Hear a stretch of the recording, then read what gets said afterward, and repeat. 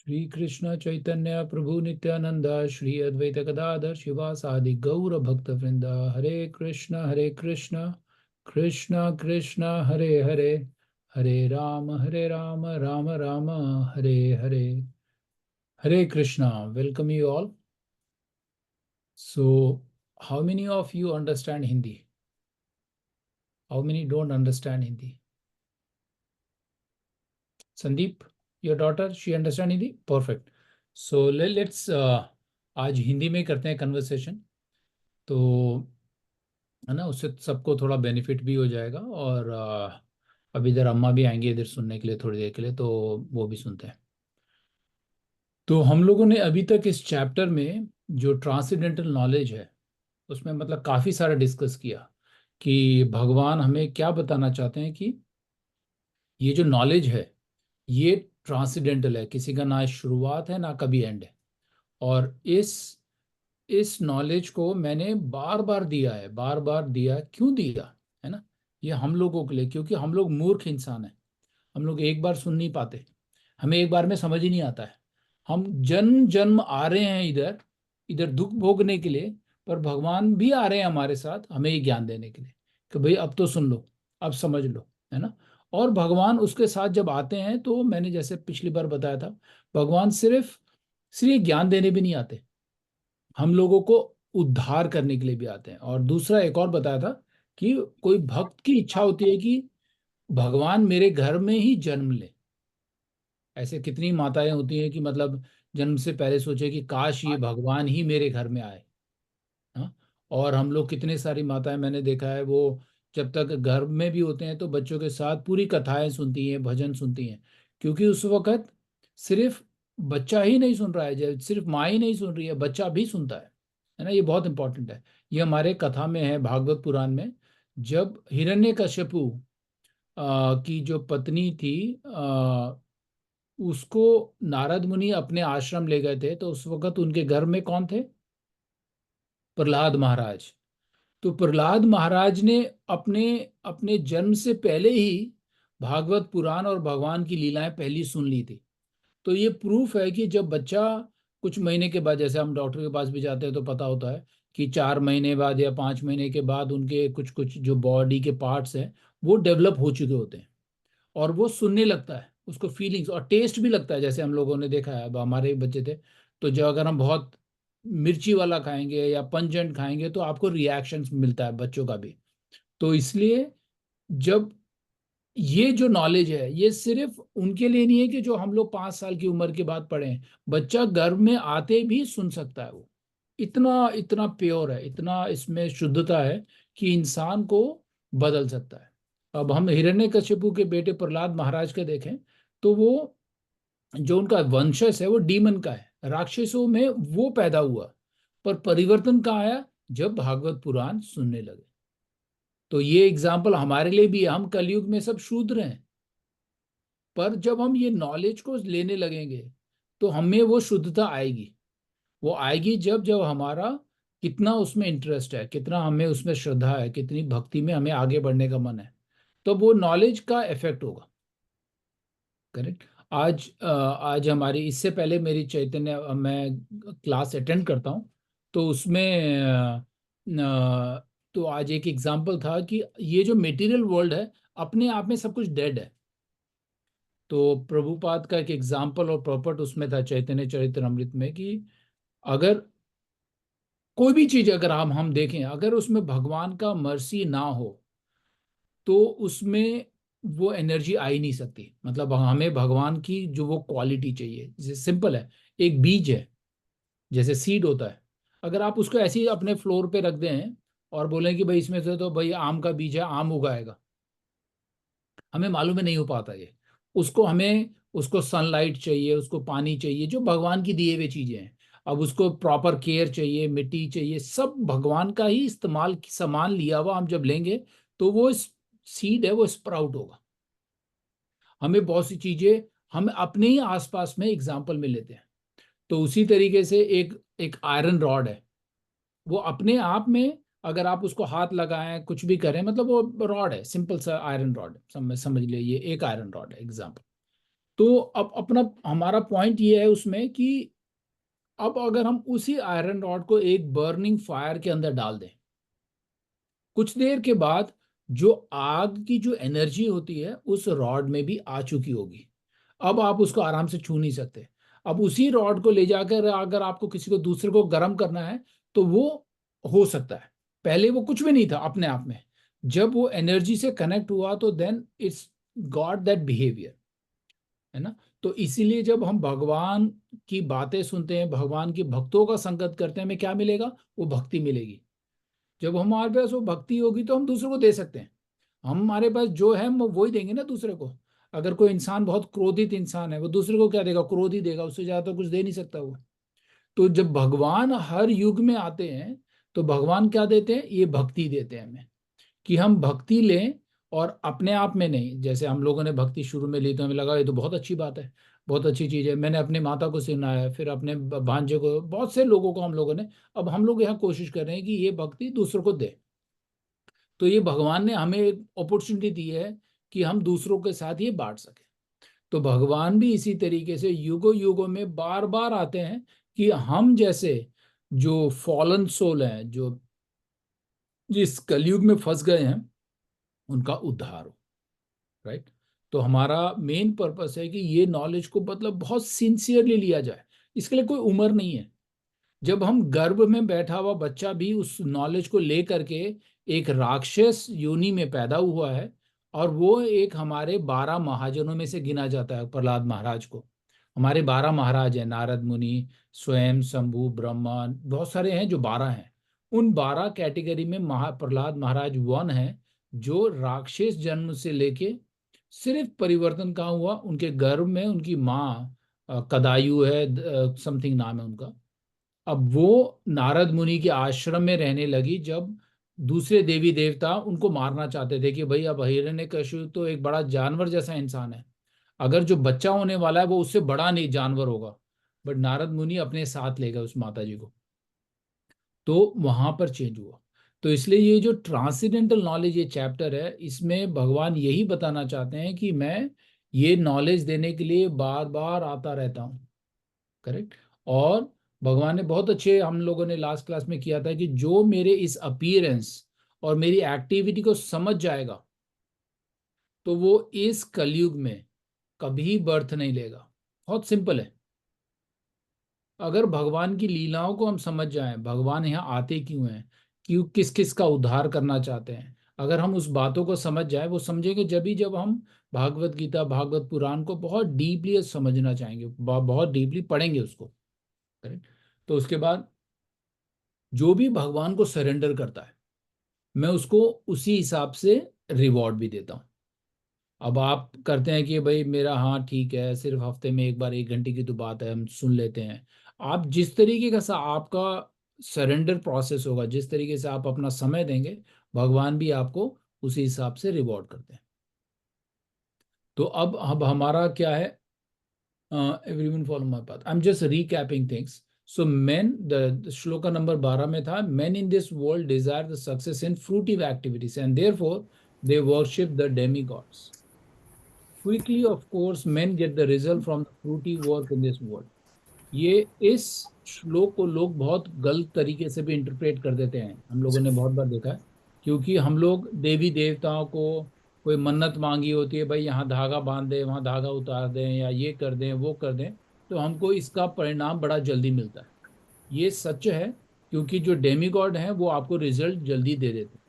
पर जो डेमीगॉड से हमें जो रिजल्ट और जो परिणाम मिलता है वो भी टेम्पररी होता है, क्योंकि डेमीगॉड खुद टेम्पररी है। उनका उनका जो वो है, वो बहुत टेम्पररी है। इसलिए पर जो मनुष्य हम लोग हैं, हमें इमीडिएटली रिजल्ट चाहिए।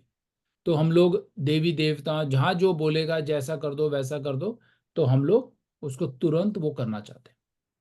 आप ये नहीं मानेंगे लोग किस हद तक गुजर जाते हैं अपनी इच्छाओं को पूरा करने के लिए।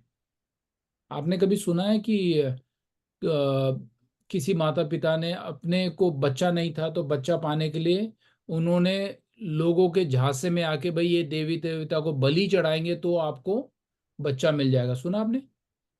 है ना। तो वो बलि उन्होंने ऐसा भी सुना है मैंने कि आप दूसरों के बच्चों की बलि दे दोगे तो आपको बच्चा मिलेगा। ऐसा तक कलयुग में हो रहा है।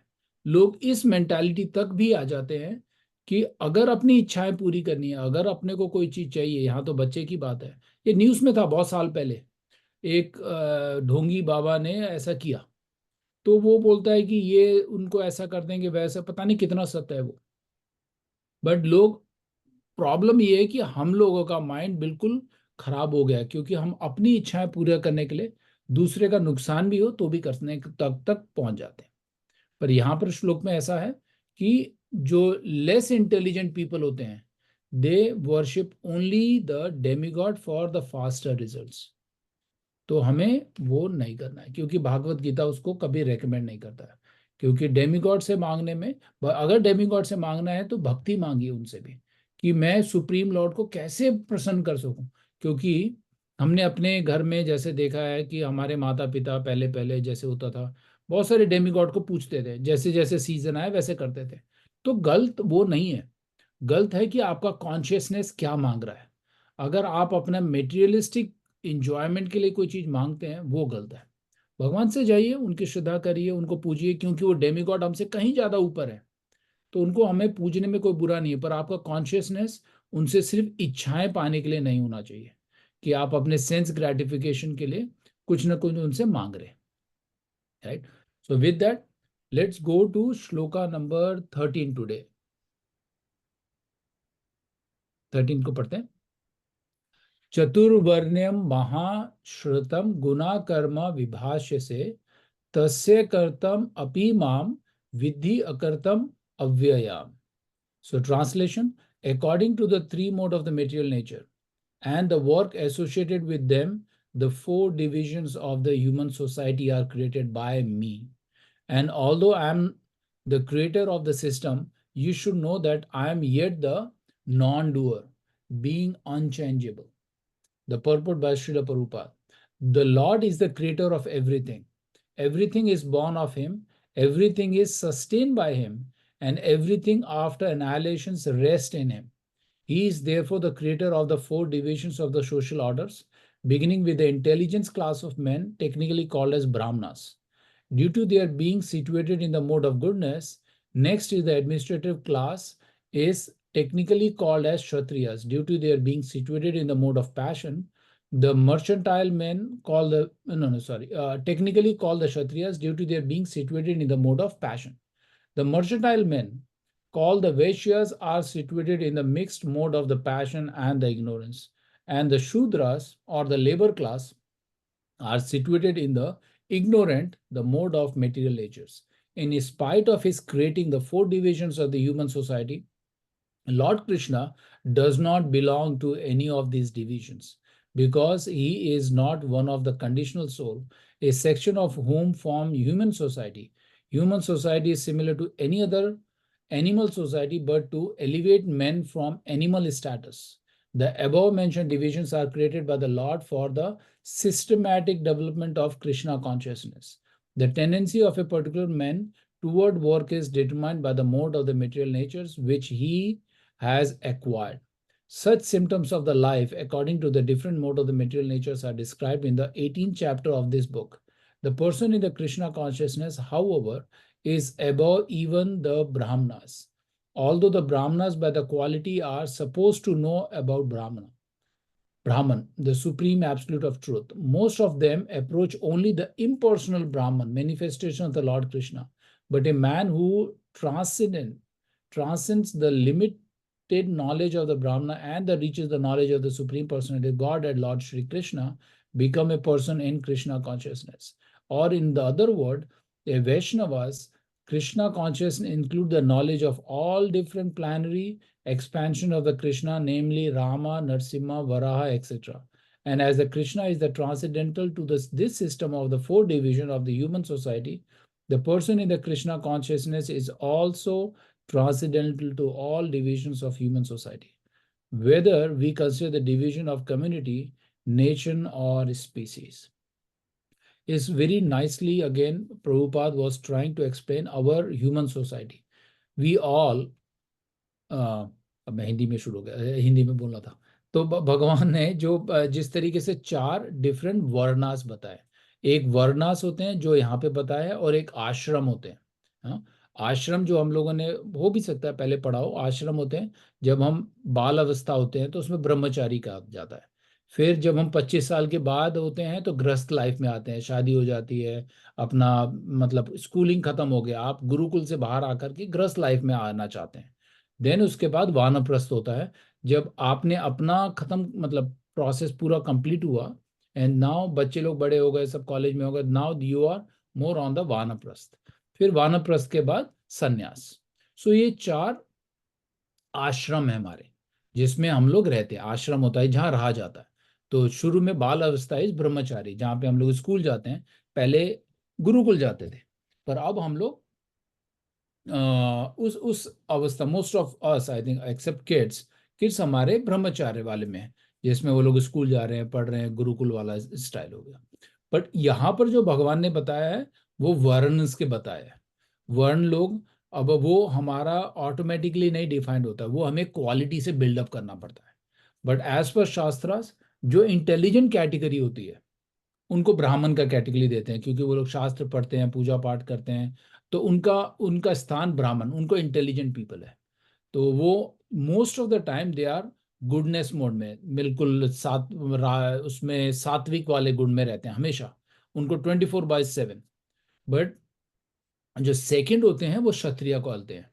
क्षत्रिय जो लोग होते हैं वो पैशनेट में होते हैं हमेशा, जो मतलब देश को बचाना, आर्मी के पीपल हो गया, मतलब फाइटिंग से रिलेटेड लोग होते हैं, उनको क्षत्रिय। और जो तीसरे होते हैं Vaishyas. Vaishya is the combination of passionate and ignorance. So अब हमारे तीन मोड के बारे में भी है, इसमें हल्का सा टच है, बट हमारे चैप्टर नंबर 14 15 इनमें 3 मोड्स के बारे में बहुत डिटेल में आता है। बट यहाँ पर जिस तरीके से बताया है कि जो 3 मोड है, गुडनेस आता है एक, जिसमें हमेशा इंसान अच्छा ही सोचता है, अच्छा काम करना चाहता है, मतलब हमेशा भगवान की सेवा में मन लगाना चाहता है ना, तो वो लोग हमारे गुडनेस में आते हैं। और जो दूसरे होते हैं जो क्षत्रिय हैं, वो हमारे पैशनेट मोड में है, जिनको राजसी बोला जाता है। वो हमेशा मतलब फाइट से रिलेटेड होगा, इनकम से रिलेटेड होगा, वैसा हमारा माइंडसेट होता है। जो तीसरा होता है वैश्य, जो होते हैं जो मोस्टली कॉम्बिनेशन ऑफ पैशनेट और इग्नोरेंस दोनों होते हैं, तो वो बिजनेसमैन वाले लोग कैटेगरी है। जो लास्ट है शूद्रास। शूद्रा वो है जिसमें बताया गया है कि वो लेबर क्लास पीपल है, जो दूसरों के लिए काम करते हैं। तो अब हम लोग किस कैटेगरी में हैं? हम इन चारों में से कौन से हैं? हम ब्राह्मण, क्षत्रिय, वैश्य, Shudras. Vaishyas. Okay, as per Balaji we are Vaishyas, yes. Vaishya means we are in the passionate and the ignorance, right? So we are always doing, yeah, the kind of business. But Shudras is the labor class who works for other. So, okay, Balaji said, who wants to give another answer? Any other thoughts, or you all agree कि हम लोग सब वैश्य में हैं? हमें जहाँ तक लगता है कि जो हम काम करते हैं उसके हिसाब से तो हम शूद्रज हैं, और हम जिसमें मतलब जन्म लिए हैं और वैसे लिए हैं तो उसके हिसाब से कैटेगराइज लोग हैं। बट अपनी जो हम कर्म के हिसाब से तो हम शूद्राइज हैं, क्योंकि हम दूसरों के लिए काम कर रहे हैं, हमारा तो कुछ है नहीं। तो क्योंकि एक हमें याद रखना है, हम कलयुग में हैं। चैतन्य महाप्रभु ने सबको शूद्रा कैटेगरी दिया है, क्योंकि we all are work for other people. और वो जिस इंसान के लिए हम काम कर रहे हैं वो दूसरे के लिए काम कर रहा होगा, तो आई एंड में जाकर के हम सब कस्टमर के लिए काम कर रहे हैं ना, ऑफिस के हिसाब से। तो मतलब हम किसी न किसी के लिए काम कर रहे हैं, तो ये कलयुग है। तो कलयुग में as per Prabhupada and Chaitanya Mahaprabhu, हम लोग सब शूद्रा कैटेगरी में। पर सुनने में बड़ा लगता है, नहीं नहीं हम तो शूद्र कैसे हो सकते हैं, हमने तो ब्राह्मण फैमिली में जन्म लिया था, तो हम तो ब्राह्मण होंगे, है ना। बाय डिफॉल्ट हम लोग अपने आप को कैटेगराइज ब्राह्मण कह देते हैं। बट अगर हम लोग वैसा फॉलो करते हैं, वो क्वालिटी बिल्डअप करते हैं, जो ब्राह्मण की क्वालिटी अभी आएंगी इसमें 24 क्वालिटी है ना। वो हम्बल होना चाहिए, उसमें ह्यूमिलिटी आनी चाहिए दूसरों के प्रति। जैसे अब हमारा एक श्लोक भी आएगा इसमें, तद्वधि प्रणिपातेन परिप्रश्नेन सेवया। No, that was the different shlok, my bad ना। उसमें है कि ब्राह्मण, जो ब्राह्मण इंसान होता है समांतर देखता है वो। विद्या विनाय संपन्ने ब्राह्मणी गवि हस्तिनी सुनी चैव स्वपाके च पंडित समदर्शिना। जो पंडित होता है, जो ब्राह्मण इंसान है, वो हर किसी को समान रूप से देखता है। अब उसमें क्वालिटीज भी हैं। एटलीस्ट हमें दो क्वालिटी होनी चाहिए कि वो ऑनेस्ट हो, ह्यूमिलिटी हो, किसी को चीटिंग वाली प्रोपेंसिटी ना हो, किसी से झूठ ना बोले। ये बहुत सारी हैं। और साफ सफाई में ध्यान दे, भगवान का भक्त हो। तो ये ब्राह्मण की क्वालिटीज होती हैं। अब देखा जाए, हाँ मैं ब्राह्मण फैमिली में हूँ। अब हमारे दादा दादी वो सब लोग बिल्कुल ब्राह्मण वाले काम करते थे। अब पर हमारे एक आध बीच में जनरेशन में गड़बड़ हो गया भाई। अब वही भाई चलता है, सब कुछ वाला काम आ गया। फिर अब हम लोग कोशिश कर रहे हैं कि हम लोग तो शूद्र हैं, अगर वाकई अपने आप को टाइटल देना है कि मैं ब्राह्मण हूँ, तो एटलीस्ट वो क्वालिटी के हिसाब से हमें प्रैक्टिस करना चाहिए, है ना। बहुत सी चीजें हैं, हम लोग कभी उस उन क्वालिटीज को देखेंगे। अगर हम लोग कहते हैं अपने आप को भाई मैं तो ऐसे शुद्ध ब्राह्मण फैमिली से आया हूँ, पर एक रत्ती भर का ब्राह्मण की क्वालिटी नहीं करता, तो वो कहना मात्र है। जैसे प्रभुपाद के भी एग्जाम्पल हैं बहुत सारे। जैसे एक डॉक्टर के घर में अगर बेटा पैदा होता है, वो बाय डिफॉल्ट ये नहीं बोलेगा भाई मैं भी डॉक्टर हूँ। डॉक्टर बनने के लिए उसको वो काबिलियत लानी पड़ेगी ना। उसको जाना पड़ेगा गुरुकुल में, स्कूल कॉलेज, और जो ऑथराइज जो टीचर्स हैं, डॉक्टर हैं, उनके अंडर में पढ़ना पड़ेगा। उसके बाद उसको सर्टिफिकेट मिलेगा, और ना भाई यू आर ऑथराइज डॉक्टर, तुम अब दूसरे पेशेंट्स को देख सकते हो। तो यही कलयुग है। तो मैं ब्राह्मण के घर में पैदा हुआ हूँ, मेरे माता पिता तो ब्राह्मण हैं, बट मैं सब कुछ खा लेता हूँ। मेरे में कोई भी ऐसी क्वालिटी नहीं है, तो मुझे अपने आप को ब्राह्मण कहना उच्च नहीं होगा। तो हमें वो सीखना जरूरी है। तो इसी तरीके से ये जो चार वर्ण के बारे में बताया गया है, वो हमारे उन्हीं चीजों को दर्शाता है कि हम ब्राह्मण भी हो सकते हैं हमारे में, और क्षत्रिय हैं, वैश्य हैं, शूद्र हैं। बट हमारी क्वालिटी डिफाइन करती है, और वो क्वालिटी है थ्री मोड्स में। तो आप गुडनेस में ज्यादा है, राइट, सात्विकता ज्यादा है, पैशनेट में है, राजसी गुण है हमारे में ज्यादा, या तामसिक गुण है। अब पता कैसे चलेगा कि भाई मेरा भी माइंड जो है, हम लोग क्लास में बैठे हैं, तो मेरे विचार कौन से हैं, सात्विक गुण वाले हैं कि नहीं। तो अब शास्त्र वेरी बड़ी अच्छी तरीके से रेकमेंड करता है कि जो सुबह का समय होता है, टिपिकल, जो ब्रह्म मुहूर्त से पहले का जो समय होता है, वो सात्विक होता है। हमें हर इंसान को उस टाइम पे जितना हो सके भगवान की स्मरण करना, भगवान का नाम लेना, वो समय में हमें ब्रह्म मुहूर्त में करना चाहिए, जो टिपिकल लोगों के लिए। बट जो ब्राह्मण है, जो भक्ति में लीन है, वो पूरा 24/7 अपने आप को शुद्ध वाले भाव में रखना चाहता है।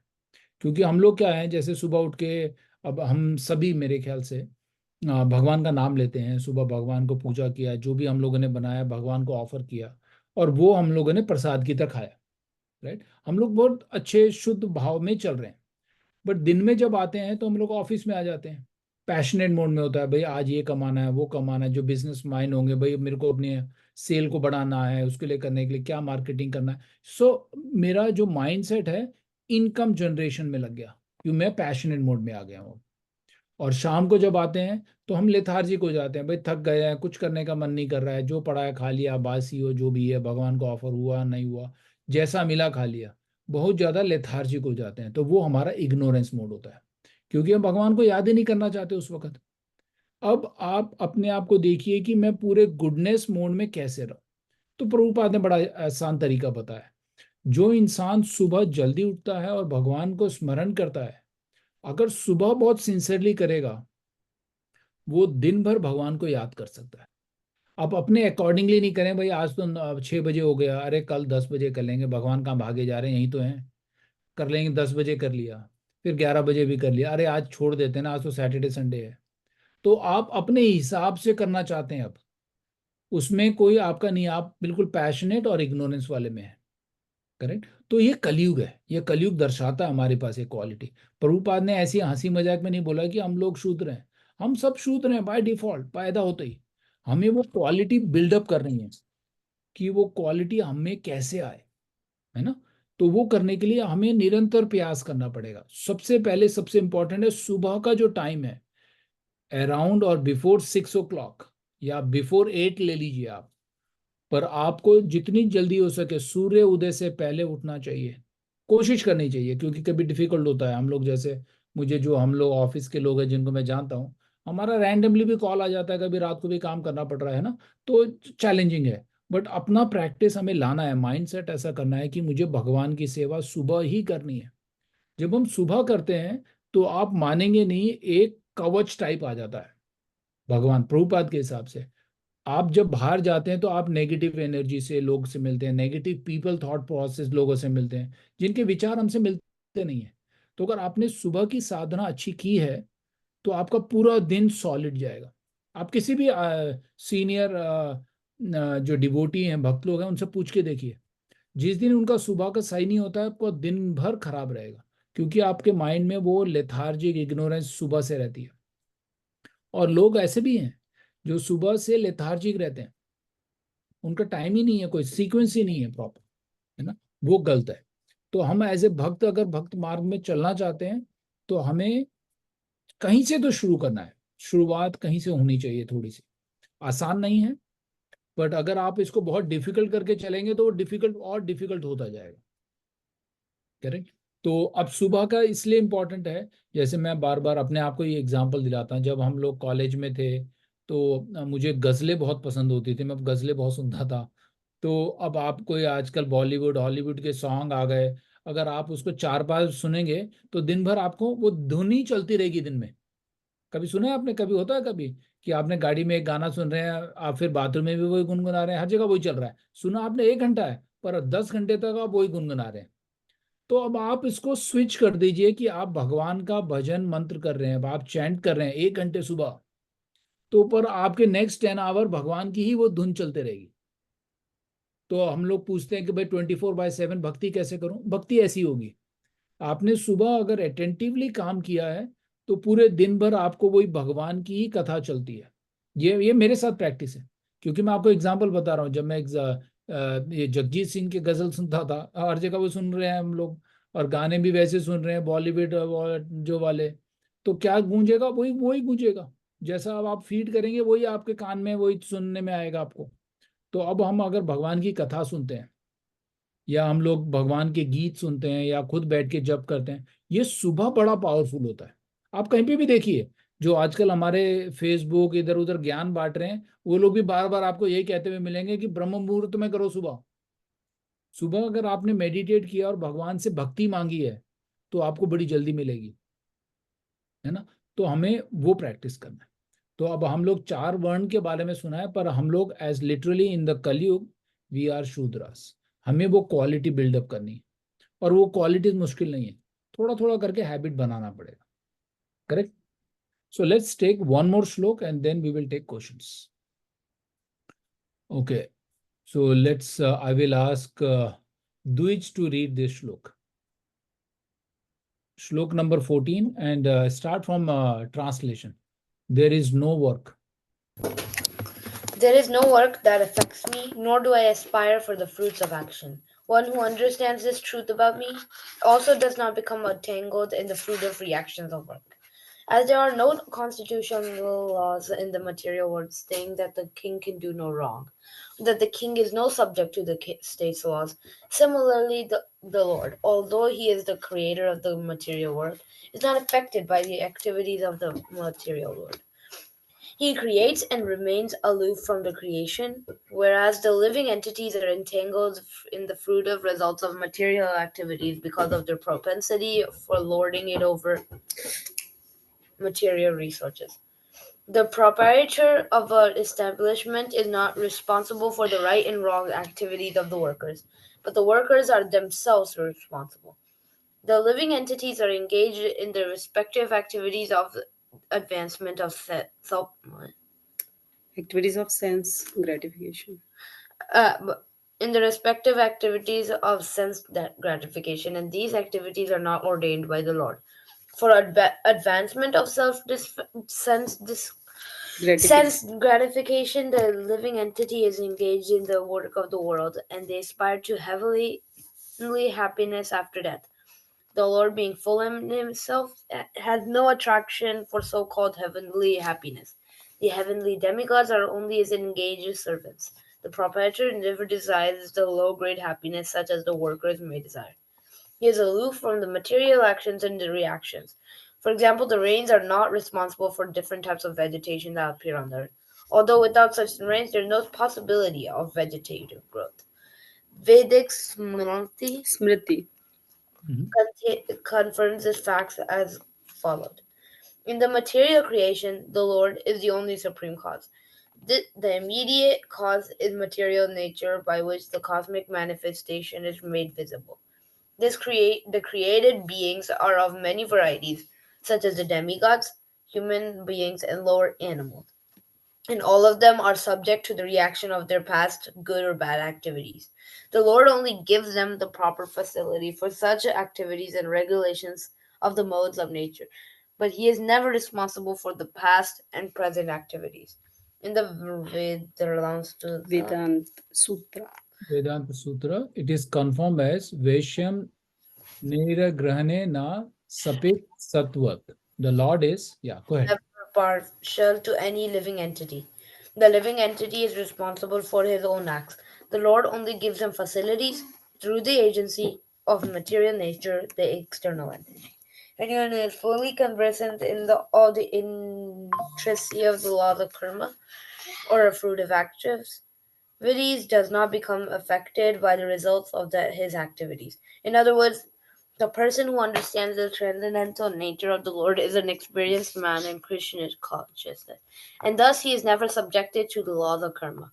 One who does not know the transcendental nature of the Lord and who thinks that the activities of the Lord are aimed at fruitive results, as are the activities of the ordinary living entities, certain become entangled himself in a fruitive reaction. But one who knows the supreme truth is liberated, still fixed in Krishna consciousness. Very nice. So again, the Krishna is going to तो जो भगवान इधर इसमें ये बड़ा clear कर रहे हैं. एक तो जैसे मैं एग्जांपल बताता हूँ, इसको समझने से पहले बड़ा इजी रहेगा. अब हम लोग कोई सिटी को बिल्डअप कर रहे हैं, है ना. तो सिटी को बिल्डअप करते वक्त हम लोग डिफाइन करते हैं कि यहाँ पे स्कूल बनेगा, यहाँ कॉलेज बनेगा, ये रोड होगा, है ना. तो पूरा बिल्कुल प्लान के हिसाब से होता है. तो वो सब बनाने के बाद भी वो सिटी में हम लोग क्या बनाते हैं? जेल, प्रिजन हाउस भी बनाना पड़ता है. सिटी अब ये नया बिल्डअप हो रहा है, पर हम लोग वहां पे जेल बनाते हैं. क्यों बना रहे हैं जेल? जो भी सिटी का प्लानर होगा उसको मालूम है कि यहाँ क्राइम होने वाला है. कोई भी क्राइम होगा तो हमें उन लोगों के जो बैड पीपल हैं उनको जेल में डालना है. तो इसी तरीके से अगर कोई जेल में, अगर हम, वैसे तो अनफॉर्चुनेटली भगवान ना करे किसी को जाना पड़े, अगर जब जो जाते हैं वहां पे जेल में, अगर आप देखेंगे तो डिफरेंट लेवल की फैसिलिटीज होती हैं उधर. तो एज पर प्रभुपाद, ये जो मटेरियल वर्ल्ड है ये जेल है. हम सबको डिफरेंट तरीके की फैसिलिटी मिली हुई है, और फैसिलिटी मिली है हमारी इच्छाओं के हिसाब से. किसी को बहुत अच्छी मिली है, जैसे जो यूएस में जो अच्छा रह रहे हैं, घर है, सब कुछ है. अब संदीप इज इन कनाडा, तो हर किसी को अपने अपने लेवल का फैसिलिटी मिला है. अगर उस फैसिलिटी में अगर हम मान के चले, जैसे कोई एक जेल उठाते हैं, समझो तिहाड़ जेल दिल्ली का है. अगर वहां पर जो जेल के लोग हैं, जो कर्मचारी हैं, जो पुलिस ऑफिसर अगर जेल में जाते हैं, और जो उनका जो सुपरिटेंडेंट होता है वो जा रहा है, रोज सुबह जाता है और शाम को आता है. जब वो जेल जा रहा है तो हम उसको ये नहीं कहेंगे कि वो जेल एक कैदी है. करेक्ट. हम लोग ये नहीं मान के चलते, क्योंकि हमें मालूम है कि भाई वो कैदी नहीं है, वो उसको ऑपरेट करने के लिए जाना पड़ता है उसको. अब ये मान के चलिए कि ये जो पूरा जो हमारा ये भौतिक जगत है, जो मेटीरियल वर्ल्ड है, वो एक जेल है जिसमें हम लोग फंसे हुए हैं. बट भगवान इधर आते हैं तो किस लिए आते हैं? कुछ न कुछ लीलाएं करने के लिए. जैसे सुपरिटेंडेंट सुबह जाता है, कुछ न कुछ एक्टिविटी करता है, फिर शाम को अपने घर चला जाता है, पर वो जेल के साथ जुड़ा नहीं है, बट वो मैनेज जरूर करता है. तो अब इसको अगर बड़े पिक्चर में देखें तो ये जो कलयुग है, ये जो भौतिक जगत है, ये एक जेल ही है हमारे लिए. अब उसी जेल में, जैसे तिहाड़ जेल में कैटेगरी वाइज कोई वीआईपी आएगा तो उसको अलग फैसिलिटी वाला कमरा दिया जाएगा, भाई चलो भाई तेरे को फ्रिज भी दे देते हैं, इसको टीवी मिलेगा, सोने के लिए जमीन में नहीं है बेड मिल जाएगा। तो डिफरेंट डिफरेंट फैसिलिटी हमारे तिहाड़ जेल के अंदर भी है, बट सुपरिटेंडेंट उन सबको इक्वली मॉनिटर करता है, क्योंकि वो अलग अलग कैटेगरी के हैं अपने कर्मों के हिसाब से। कोई हमारा कोई बंगलों में रह रहा है, क्राइम कर रहा है वहां पर भी, पर कोई छोटा है जो गरीब है वो भी अपने अपने अपने कर्मों के हिसाब से कहीं ना कहीं पनिशमेंट उसको भी मिल रहा है। तो अब भगवान क्या बोलते हैं कि मैं जब इसमें आता हूं, मैं I am completely detach from these things. ये तो मैं आपको मॉनिटर के लिए आता हूं, कोई ना कोई लीलाओं के लिए आता हूं, बट मैं उन सब से कंप्लीटली भिन्न हूं। मैं किसी के साथ जुड़ा किसी के साथ नहीं हूं।